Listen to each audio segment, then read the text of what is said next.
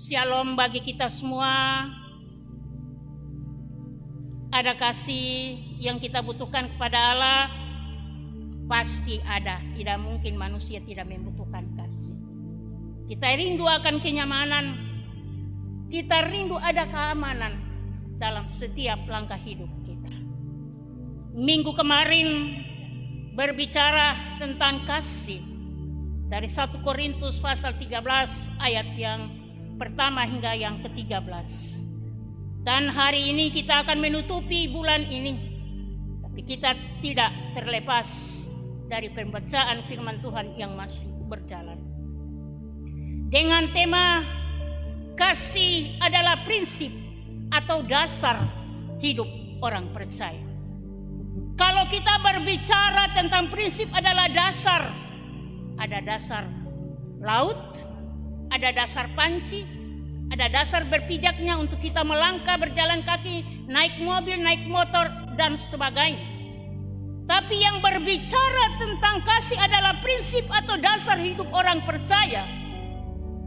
Dan pertanyaan bagi kita, apa prinsip dasar orang percaya? Jabatan kita kah?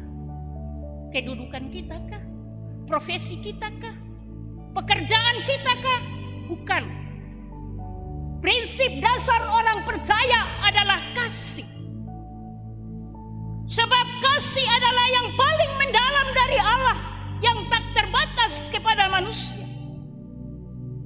Kasih yang tidak mementingkan diri sendiri. Kita kenal dalam bahasa Yunani adalah agape. Dalam tulisan daripada Rasul Paulus kepada jemaat di Korintus dalam pasal 13 ini. Dan dalam pertanyaan mengapa dan alasan apa maksud teguran daripada Paulus, kita lihat dalam ayat 1 sampai ayat yang ketiga. Sebab pada saat itu jemaat di Korintus menerima suatu karunia yang sangat besar dari Tuhan. Tapi mereka tidak menjadikan suatu karunia itu untuk menjadi berkat bagi orang lain.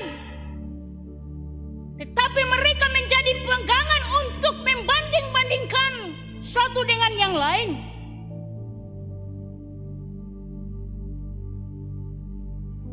Atau bisa dikatakan doktrin adalah pemahaman. Mereka hidup dalam egois, mementingkan diri sendiri, hidup dalam perpecahan dan iri hati.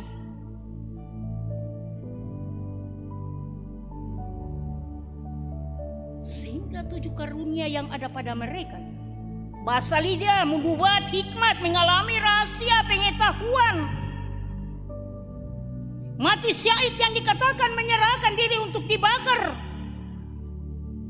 Walaupun karunia-karunia ini sangat penting, tapi bukan untuk dipakai untuk menyombongkan diri, merasa hebat, egois, punya segala-galanya, meremehkan orang lain. Dan inilah alasan Paulus untuk mengkritik.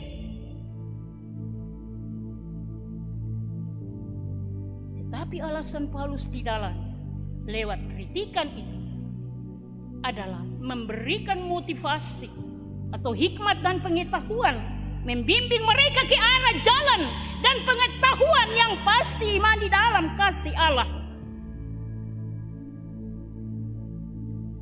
Karena Paulus katakan, kau punya segala hal, kau punya kedudukan jabatan, tapi tanpa mendasari iman itu tidak ada manfaat dalam hidup dan kehidupan.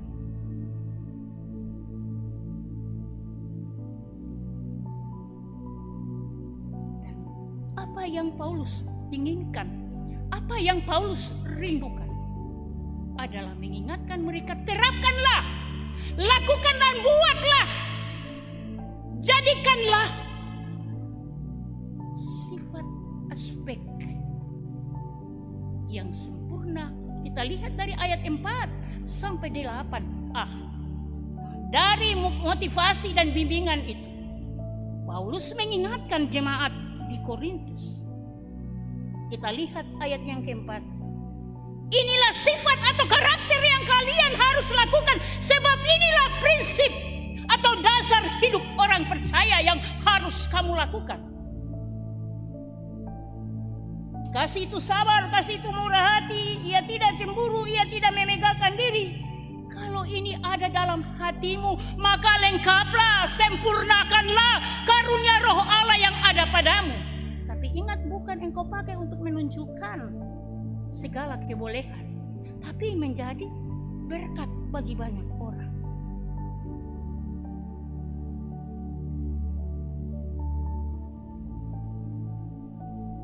Paulus sampaikan, seharusnya mereka bangga atas karunia Roh Kudus dan menjadikan mereka sebagai suatu manfaat yang sangat besar dan bermakna dalam hidup mereka dari hari lepas hari. Paulus katakan justru sifat-sifat itulah yang perlu diterapkan, sebagaimana kita bandingkan dalam Yohanes 13 ayat yang ke-34.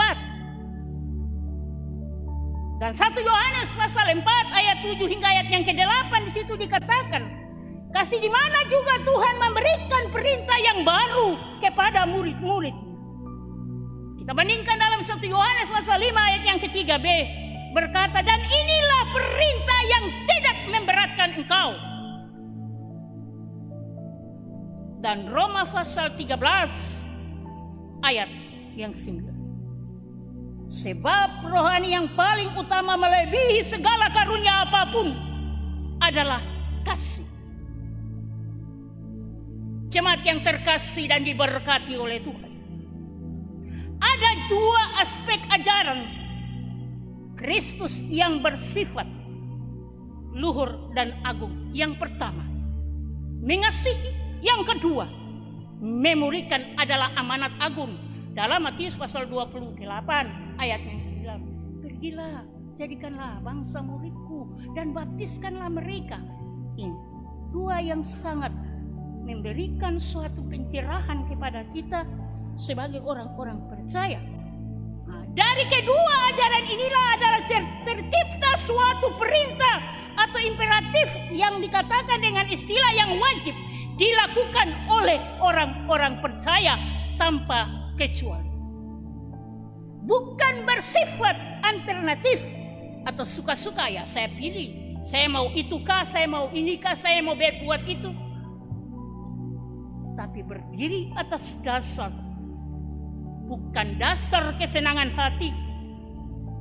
Kalau pemahaman ini yang sudah dijelaskan oleh Paulus kepada jemaat di Korintus tentang kasih. Bapak Ibu, apa pemahaman Bapak Ibu dan saya tentang makna kasih yang sudah dijelaskan begitu indah kepada jemaat Korintus? Pasti juga kita merindukan hal itu, supaya kita menanamkan nilai dan makna tentang kasih itu tersendiri dalam setiap hidup kita. Dan pertanyaan,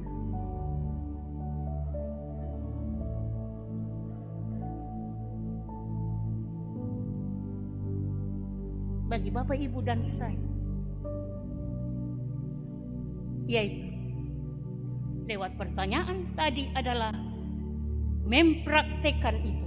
Sebagai orang-orang percaya dituntut untuk hidup dalam hukum kasih yang menekankan pada motivasi segala sesuatu yang kita lakukan, baik itu dalam hal ibadah, pelayanan, pekerjaan. Karena ketika Bapak Ibu melakukan pekerjaan di kantor kah, di kebun kah, di pasar kah, di toko kah, dan sebagaimana, itu juga yang dikatakan dituntut adalah prinsip dasar orang percaya. Dan juga di dalamnya kita melakukan dan menolong sesama orang lain, yang dikatakan bila dilakukan tanpa dasar kasih, itu bukan motivasi yang benar. Maka sekali lagi Paulus katakan itu tidak ada berfaedah. Karena alasan Paulus adalah benar. Dia menunjukkan adalah kasih. Karena kasih memiliki peranan yang sangat besar dalam segala aspek hidup sebagai pengikut Kristus. Dan Paulus kembali mengingatkan jemaat.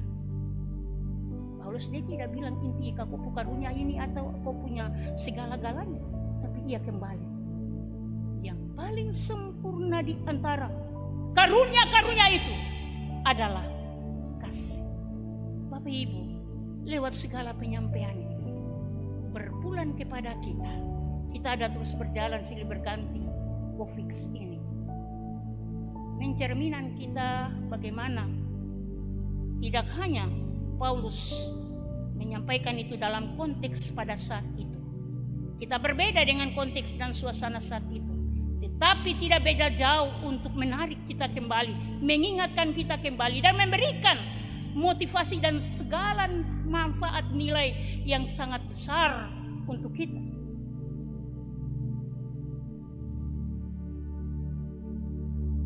Sekarang ini kalau kita mau bicara tentang kasih susah juga. Ya, apalagi sekarang COVID ini bikin harga-harga di pasar naik, kita jualan di pasar juga tidak laku. Kita susah menemukan orang yang memiliki kasih. Karena kasih serasa menjadi sesuatu yang sangat langka dan sulit untuk ditemukan dalam diri insan manusia. Karena kebanyakan orang cenderung mementingkan diri sendiri adalah dikatakan bersifat egois. Yang dipikirkan hanyalah cara mewujudkan keinginan dan ambisi pribadi. Sehingga segala sesuatu yang dilakukan didasarkan pada faktor untung dan rugi. Sebagaimana dalam Injil Matius pasal 24 ayat yang ke-12. Kasih itu menjadi luntur sehingga sekalipun sesungguhnya mereka memiliki kemampuan di atas segala-galanya, tapi tanpa dilandasi dengan kasih maka tidak ada nilai sama sekali dalam setiap langkah hidup.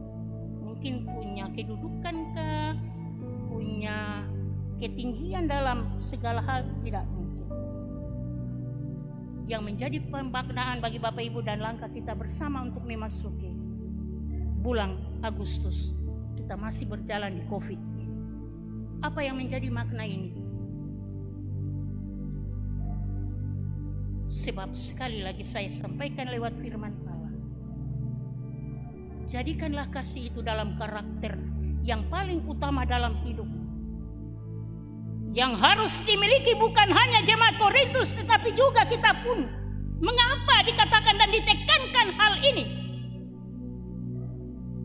Sebab seiring perjalanan dengan kasih itu berasal dari Allah. Dan setiap orang yang terlibat lahir daripada Allah dan mengenal Allah. Kita harus bersyukur dan berterima kasih yang sangat indah dan besar luar biasa di dalam Allah. Sebab kasih itu lebih besar dari iman dan pengharapan. Dan kasih itu lebih mulia daripada segala karunia Roh Kudus. Sebab kasih itu tidak berkesudahan. Karena kasih adalah anugerah Tuhan semata-mata dalam kehidupan Bapak Ibu, Saudara dan saya. Inilah kehidupan kita sehari-hari yang selalu kita jalani lewat minggu, bulan dan sebagainya. Karena kehidupan sehari-hari bukan hanya slogan atau perkataan-perkataan yang kosong, tapi adalah sebuah praktek dalam bahasa sederhana saja. Menolong orang lain, membantu orang lain yang susah, yang menderita. Bukan sekedar berbicara menasihati orang, tapi perlu kita menjadi praktek itu juga. Belajar merendahkan diri, menghargai dengan ketulusan juga dalam setiap hidup kita. Jangan menganggap engkau punya status lebih besar, penuh dalam kesombongan, egomu menguasai hidup dan kehidupan kita. Terkadang nilai-nilai ini selalu ada terbawa dalam hidup kita. Mari dengan firman ini, tidak hanya jemaat Korintus yang diingatkan, firman ini juga mengingatkan Bapak Ibu dan saya. Sekarang dalam hari-hari ini mari kita jadikan kasih ini. Tidak menampakkan kepada hal-hal yang tadi. Ego, kesombongan. Merasa diri ini lebih dari orang lain. Merasa punya jabatan lebih dari orang lain. Jika engkau punya segala-galanya, jabatan dan sebagainya, tapi tanpa engkau punya kasih, tidak akan membawa faedah dan tidak ada berkat dalam hidupmu. Dan engkau tidak akan bisa menjadi berkat bagi orang lain. Karena timbul dalam diri kita adalah dipenuhi iri hati, kecemburuan, mementingkan diri sendiri, tak mau mengalah dan merendahkan diri. Kita pilih-pilih dulu. Kau suku ini baru tolong kau. Sikap kita menjadi dingin di antara orang percaya. Tetapi mari kita melangkah bersama dan terapkanlah kasih itu dalam hidup sebagai orang-orang percaya. Itulah yang dikatakan dengan tema kasih adalah prinsip hidup orang percaya. Ada amin? Sebab kasih agape adalah kasih Tuhan yang sempurna. Kasih yang tidak berdasarkan kepada kepentingan pribadi, yang tidak membedakan status warna kulit. Untuk itulah Yesus rela datang ke dunia dan mati di kayu salib supaya kasih Allah dapat dinyatakan kepada Bapak Ibu dan saya dan semua orang dan dicurahkan ke dalam hati kita. Roma pasal 5 ayat yang kelima. Sebab kasih yang sejati hanya dapat kita temukan dalam Kristus, tetapi dalam kita mengimaninya ada dalam pribadi kita. Kalau Bapak Ibu dan saya kita ingin dan membutuhkan kasih itu, jadikanlah kasih yang diajarkan oleh Paulus. Kita itu terapkan dalam hidup kita. Ya, walaupun memang susah untuk kita, tapi Allah telah memberikan suatu amanat yang jernih hidup dalam hidup kita. Tuhan memberkati kita dengan kebenaran firman-Nya. Amin.